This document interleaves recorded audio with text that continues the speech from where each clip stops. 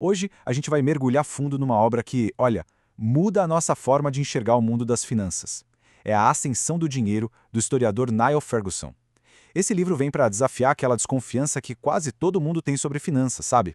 E ele revela uma história surpreendente, mostrando como o dinheiro foi, na verdade, o grande motor do progresso da humanidade. E olha, essa análise aqui é especial. Ela é uma das grandes recomendações do professor Saldanha, que é um fã de carteirinha do trabalho do Ferguson.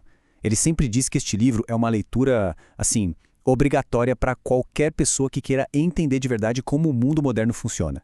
Então, com um aval desses, vamos direto ao que interessa. Bom, vamos começar por aí, né? Dinheiro, herói ou vilão? Por que será que a palavra finanças muitas vezes já traz uma sensação meio esquisita para a gente? O Ferguson começa o livro exatamente por aí, tentando entender essa desconfiança que parece ser quase universal. E essa desconfiança não vem do nada, né? O Ferguson mostra isso com dados bem concretos. Dê uma olhada nesses números de 2007. Um americano médio ganhava uns 34 mil dólares por ano. Já o CEO do banco Goldman Sachs, bom, ele levava para casa 68 milhões e meio de dólares. É uma diferença de mais de 2.000 vezes. Só isso aí já planta aquela pulga atrás da orelha. E isso nos leva à pergunta central do livro, a grande questão. O mercado financeiro e as pessoas que trabalham nele são a causa da pobreza ou, na verdade, o motor da prosperidade? No fim das contas, são eles os vilões da história ou são heróis que a gente não entendeu direito? Pois é, historicamente a resposta parecia bem clara. Durante séculos, a ideia geral era de que finanças eram uma atividade parasita, sabe, que só suga a energia do trabalho de verdade, como o da agricultura ou da indústria. A visão era que quem mexe com dinheiro não produz nada de concreto, só fica lucrando em cima do suor dos outros. Mas é exatamente aqui que o Niall Ferguson vira o jogo. Ele argumenta que essa visão está completamente errada. Para ele, por trás de cada grande salto de progresso na história da humanidade, existe um segredo financeiro. A inovação financeira não foi parasita, foi o combustível do progresso. E essa frase dele resume a tese perfeitamente. Longe de ser um problema, a capacidade de criar crédito, de gerenciar dívidas, de investir capital, foi isso que tirou a gente da miséria e nos levou para a prosperidade que muitos de nós temos hoje. Em outras palavras, o progresso material e o financeiro sempre andaram, de mãos dadas. E ele não fica só na teoria, ele mostra isso na prática. Pensa só, o Renascimento italiano, com toda aquela arte e cultura, financiado por banqueiros visionários como os Médici, o poderoso Império Holandês que dominou o comércio mundial, foi movido pelo primeiro mercado de ações do mundo. E o sucesso dos Estados Unidos no século XX, impossível de imaginar sem o crédito ao consumidor e o mercado de hipotecas. Agora, vamos dar um salto para o presente e ver o tamanho que esse universo tomou. Se no passado as finanças eram um motor secreto, hoje elas se tornaram um planeta à parte, numa escala que é até difícil de imaginar. Para a gente ter uma ideia, vamos pegar um ponto de referência. Em 2006, toda a produção da economia do mundo inteiro, somando todos os bens e serviços, foi de 47 trilhões de dólares. Guardem esse número, tá? Ele é a nossa base. Agora, olha que curioso. No mesmo ano, só o valor somado de todas as bolsas de valores do mundo já era maior que isso. Chegava a 51 trilhões de dólares.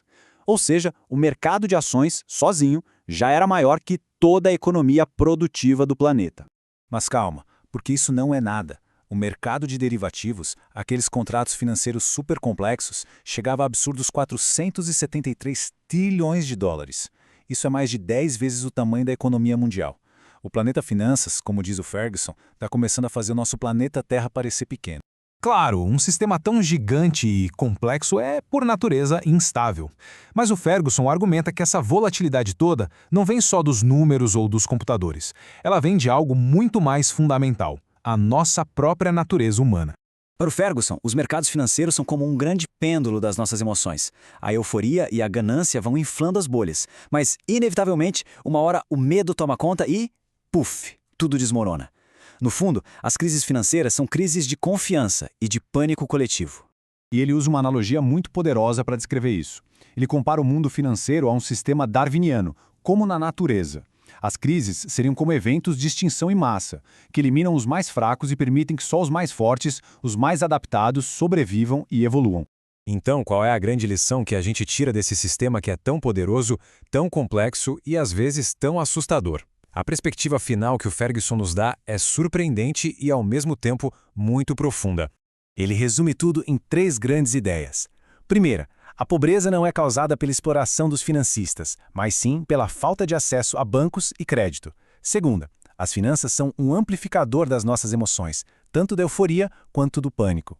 E por último, a complexidade é tão grande que as crises são parte do sistema, quase impossíveis de prever.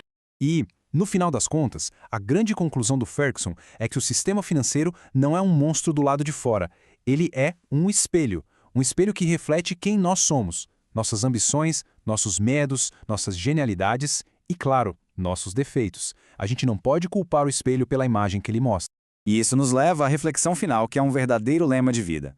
Entender esses sistemas complexos, conhecer a história por trás deles, não é só um passatempo intelectual, é uma necessidade. Porque, no final do dia, como o professor Saldanha sempre nos lembra, o investimento em conhecimento é o que rende os melhores juros.